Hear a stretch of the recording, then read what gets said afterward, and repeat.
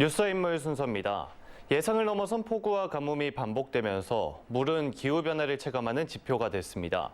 오늘은 빗물 박사로 불리는 한무영 서울대 명예교수를 초대해 물 절약의 중요성과 방법에 대해 들어보겠습니다.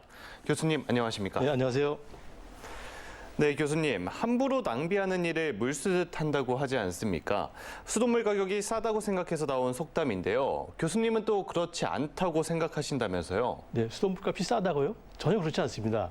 수돗물 값은 처리 비용과 운반 비용이 합한 값인데 물이 좀 지저분할수록 운반거리가 멀수록 비싸지겠죠. 따라서 목포시의 수도요금은 서울시보다 비쌀 수밖에 없습니다. 예를 들어서 그리고 또 섬으로 이루어진 신항구는 더 멀기 때문에 더 비싸겠죠. 근데 여러분이 내는 수돗물을 쓰면 수도요금만 내는 게 아닙니다. 수도요금에 하수요금 그리고 물이용 부담금이 합해집니다. 배보다 배꼽이 더 커지는 셈이죠. 또 가정용은 누진제인데요. 톤당 1톤당 2,700원 정도 쓰고 일반용은 톤당 4,000원까지 가는데 목포 지역의 상수도요금은 다른 지역보다 더 비싸기 때문에 물을 절약하면 다른 지역보다 더 많은 비용을 줄일 수 있는 장점이 있습니다. 네, 한 교수님의 주장과 글 가운데 흥미로운 게 또 있는데요. 수세식 변기를 바꾸면 많은 물이 절약된다고 하는데 어떤 이야기입니까? 혹시 앵커님은 하루에 수세식 변기에서 물을 몇 리터씩 쓰는지 알고 계세요? 저는 잘 모르겠습니다. 아주 쉽습니다. 한 번 누를 때 몇 리터씩 나가는 거를 알고 거기다 몇 번 누르는지를 알면 계산이 되거든요. 예를 들어서 뒤에 탱크가 있는데 가로 곱하기 세로 곱하기 높이 하면 약 12리터 정도 됩니다. 그걸 하루에 10번 정도 누르게 되면은 한 120리터 정도 들어가는 거죠. 120리터라면은 2리터짜리 페트병 약 60개 정도가 되는데 이것을 절약하기 위해서 한 번 누를 때 4리터 정도만 쓰는 초절수형 수세변기로 바꾸면 하루에 한 번에 8리터씩 절약되고 하루에는 한 80리터가 절약이 됩니다.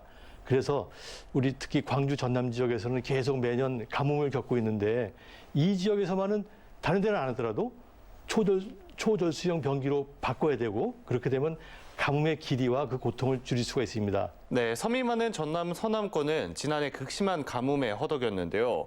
그래서 물 공급을 확대하는 정책이 펼쳐질 예정입니다. 이 부분은 어떻게 보십니까? 물 부족을 해소하려면 공급을 확대하는 방법이 있고 또 수요를 줄이는 방법이 있습니다. 현재 공급 방안으로서는 해수담수와 누수 관리, 하수제 이용, 빗물 이용 등이 있는데 그 중에서 각각 1톤을 공급할 때 비용이 얼마큼 들어가는지 또는 1톤을 공급할 때 에너지를 얼마큼 들어가는지를 계산해서 정책의 우선순위를 정해야 됩니다. 현재는 비싸고 에너지 많이 들어가는 순서대로 정책을 시행하는 듯합니다. 두 번째로 수요 관리는 사람들이 전혀 불편을 느끼지 않으면서도 물을 효율적으로 관리하는 방법이 있습니다. 여기에는 에너지와 비용이 전혀 들지 않습니다. 그래서 목표 지역에서 고려하고 있는 여러 가지 물 공급 방법의 비용과 에너지 원전을 비교해서 그중에 가장 싸고 에너지가 적게 들어가는 방법을 채택해야 됩니다. 네, 그렇다면 지금부터 우리가 물 관리를 위해 할 수 있는 일은 무엇이라고 생각하십니까? 우선 자기 집에서 또는 자기 사무실에서 또는 목포시에서 사용하는 물의 양이 얼마큼 되는지를 계산해 보는 일입니다. 그리고 그것이 다른 집, 다른 지역, 다른 나라와 비교해서 많은지 적은지 비교해 보면 됩니다. 물 부족을 대비하기 위해서 반드시 해야 될 일이 두 가지가 있습니다. 하나는 물 절약입니다. 각 수도꼭지에서 예를 들어서 샤워꼭지, 수도꼭지, 화장실 변기에서 절약할 수 있는 방법을 찾아야 되는데 그중에서 가장 손쉽고 가장 많이 줄일 수 있는 것이 바로 변기입니다. 기존의 변기를 모두 초절수 변기로 바꾸는 일입니다. 두 번째는 빗물이용입니다. 지붕에 떨어진 빗물을 받아서 약간의 처리를 해서 비음용수로 사용하든지 또는 조금만 더 처리하면 마실 수가 있습니다. 그렇게 되면은 여름 한철에는 많은 양의 물을 절약할 수 있고 그렇게 되면은 가뭄 때도 줄일 수가 있죠. 정부에서도 가뭄 때만 물 절약을 위한 홍보나 계도를 하면서 시민의 불편과 참여를 강요할 것이 아니고 평상시에 수요 관리 정책을 펴서 물 사용량 절약 목표를 세워서 그것을 달성하도록 해야 됩니다.